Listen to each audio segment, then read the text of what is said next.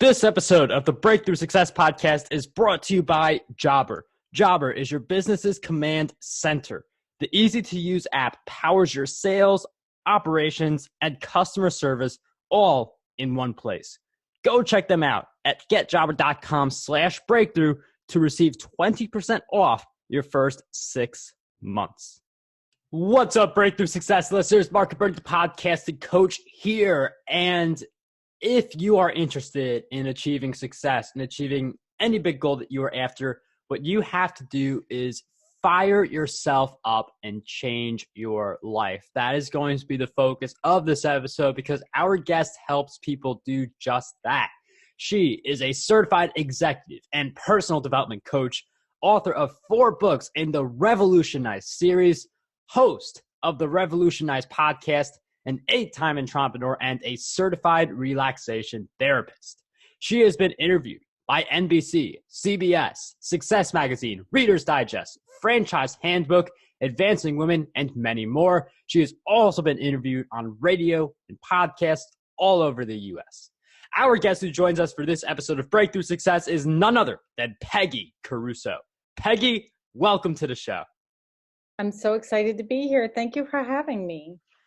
Peggy, I'm so happy to have you on Breakthrough Success, and I feel like we all have to really fire ourselves up and think about how can we get this goal? How can we change our lives? And it really starts with those types of thoughts that build up, continue to build and gain momentum and help you achieve the results you want to achieve in your life. So I'm wondering if you could share with us, I know you have a book that goes a lot deeper into this, but what are some of the things we can do to fire ourselves up and build on some initial momentum?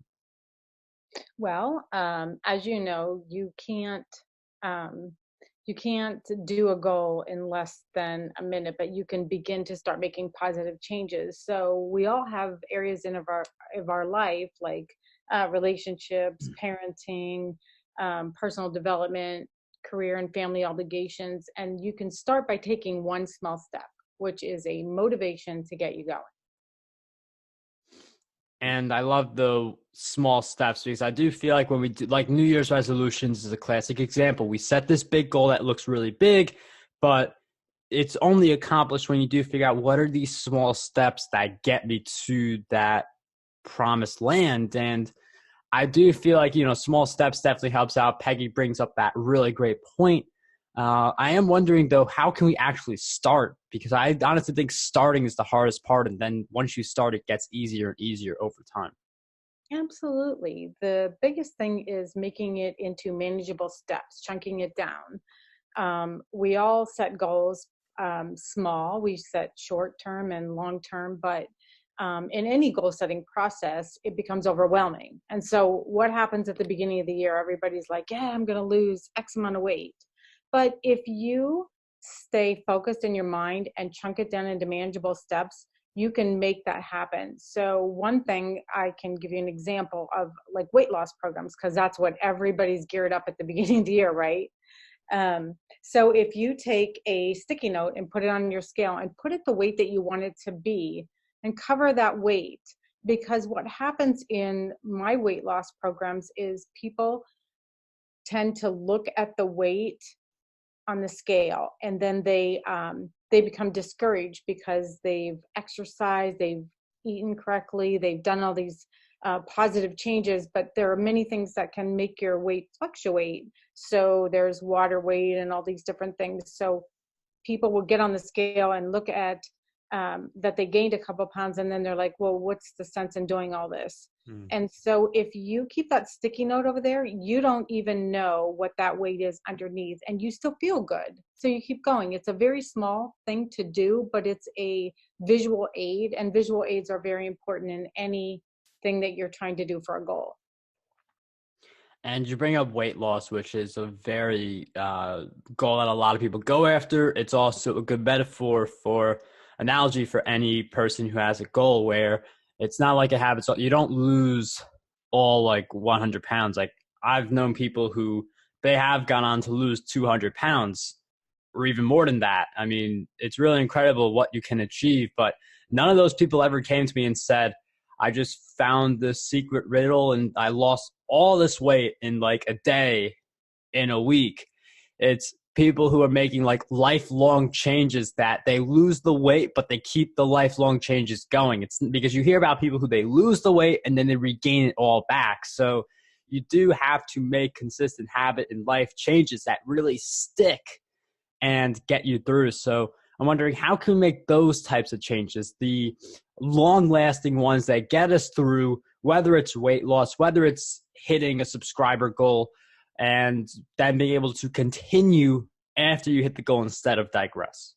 That is absolutely perfect, because I have people that come to me that, let's say you go to Weight Watchers and you lose your weight, but then you gain it back. So if you have the ability to lose the weight, then it's not a medical issue, it's a mind issue. And I'm all about the mind and working the mind. And so I incorporate different mind things that you can do and techniques to help you keep it off. So if you gain it back, I mean, your mindset is what tells you the weight you want to be. Like, I am somebody that has maintained the same weight throughout my whole life, but I've always kept in my mind the weight that I want to be. Have I fluctuated a little bit up and down? Absolutely. But I think people get discouraged too quickly. And so if you use visual aids, it helps in your mind. Like, let me give you an example. In physical exercise, we do, say, sit-ups. So you start out doing the sit-ups and then you build, you build the definition and you keep going because it hurts after a while. But if you keep going, then you build up to that. It's the same thing, whether it's smoking cessation or weight loss. So it's all begins in your mind. That's what keeps the weight off. And I mean, it is a really great insight that we do often get discouraged. And it's just something that I feel like if you're pursuing something so meaningful, there are challenges, there are days where you may feel discouraged because, you go on the scale and you don't lose that much weight or you don't see as much growth as you'd like to see. Sure. And I think just as it's important to, have these new habits, create these new changes in your life, that discouragement is going to have some type of presence. And I mean, part of it is human nature, but regardless, it is going to have some presence. So how do you suggest we counteract the discouragement feeling? Like, how do we get through that and not let it drag us down? That's why I wrote this book, because in my years of practice as an executive and personal development coach and all my interviews across the United States, everybody in the media always asks, like, Peggy, how do you just make this happen? And how can we just get there? And then people will bring their children and, can you just fix them? And how quick can you fix them? Everybody wants a quick fix. Mm-hmm. And so I was driving myself crazy, like, oh, how can you write a book with a quick fix in less than a minute? But you can't. It's exactly what I said in the beginning of this interview. It is the incremental steps that create the motivation to keep you moving toward the bigger goal. But if you start with a big goal and you don't know how to appreciate all the small steps that you take, you're never going to reach the goal. You're going to give up. And I do like this talk about quick fixes. You hear instant gratification. That's a term that gets thrown around. And I mean, you see it in a lot of successful people that they are long-term. You look at any athlete, they didn't start playing baseball, basketball, football when they turned 20. They started when they were 5. And if you look at any CEO, we'll just throw Jeff Bezos because I know a little bit more about the storyline, but there were years where Amazon intentionally did not turn in a profit just so it could reinvest into some of the bigger ventures like Amazon Web Services, which, has become a very dominant part of their business. So, I mean, like a company like Amazon has like a multiple year long plan in the making to get to where they are now. You look at athletes who literally spend their entire lives working to perfect in their sport. And those are not quick fixes, but we are, for some reason, attracted to the quick fix and think that is going to be our golden ticket instead of taking the long-term path. So with that in mind, I'm wondering, how can we get better at thinking long-term and going after goals that do not give the instant gratification, but give the really good payoff? Because you have to have that visionary process. You have to have that goal that everybody laughs at, that it seems like it's so far out there that you're never going to reach it. But in goal setting, I mean, I don't know how familiar you are with goal setting, but you actually, to truly goal set, you do incremental steps. That's what's so cool about understanding how the small steps motivate you. And so if you put that in your planning, and it's kind of like a to-do list, okay? So people come in my office, a lot of corporate people, and they're just so stressed out about to-do list. And so, as you know, like you can do ABC, you can do like, okay, start out with a big goal and cross it off, and then it's a motivator for you. Or you can start with like 5 small things before you get to the big thing, and that's a motivator for you. It's what works for you. You have to tailor your plan to what coincides with who and what you are internally. We have more great content coming up in this episode, but first we have a message from today's sponsor, Jobber.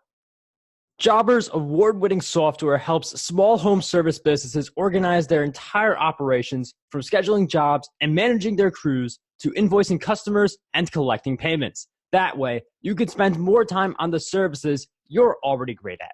Job by job, business by business, Jobber is transforming the ways their customers deliver service. Start your free trial over at getjobber.com/breakthrough. All right, let's get right back into the episode.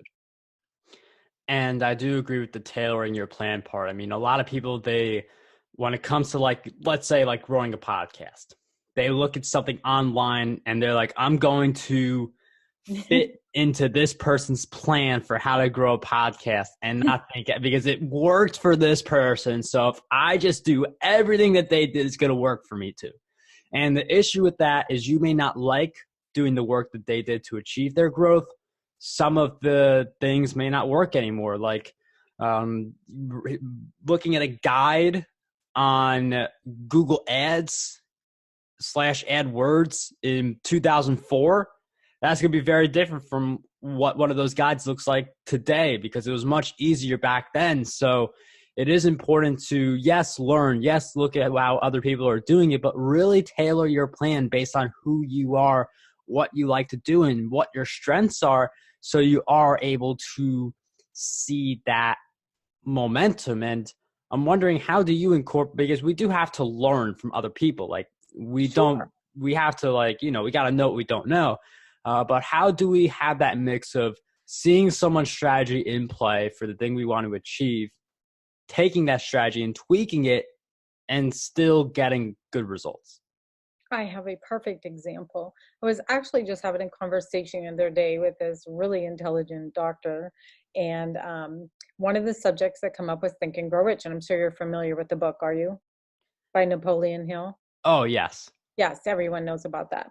Okay, so think about the era that it was written in, correct?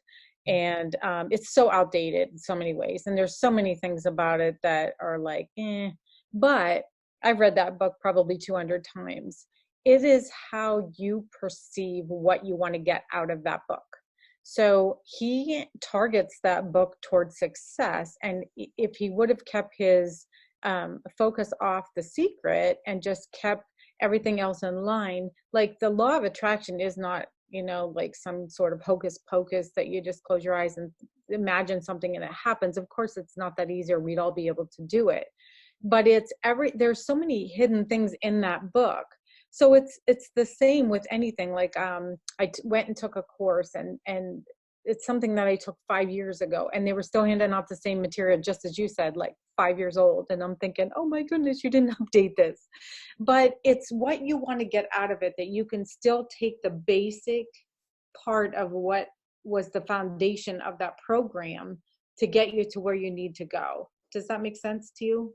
Yeah, I mean, I do agree on that. I mean, I'd rather get everything I want out of it than, like overlook good stuff because of something that happens. Like for my books, like I'm more focused on just getting them out as quickly as possible. I do eyeball them once, but I totally acknowledge there's probably going to be a typo in there somewhere. Like, my books are not meant to be grammatically perfect. I'm just meant to get them out every 2 weeks. And even though there are some typos and different things like that, people still really enjoy the books. So it's just a really matter of what you get from it. And the more the foundation, then like the really specific things that probably don't matter.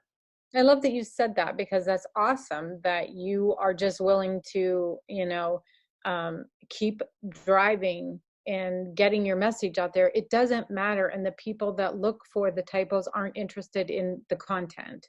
So I agree with you on that.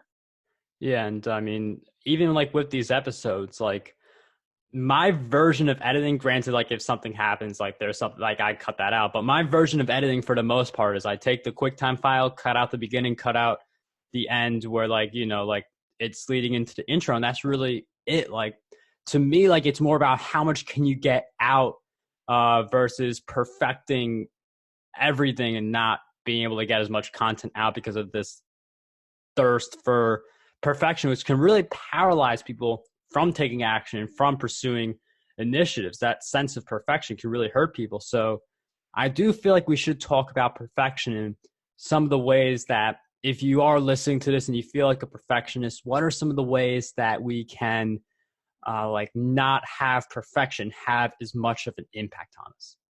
Wow, that's perfect conversation as well, because I'm OCD. Being an OCD person, I've worked extremely hard at helping myself not to become so OCD. So there are things that you can do to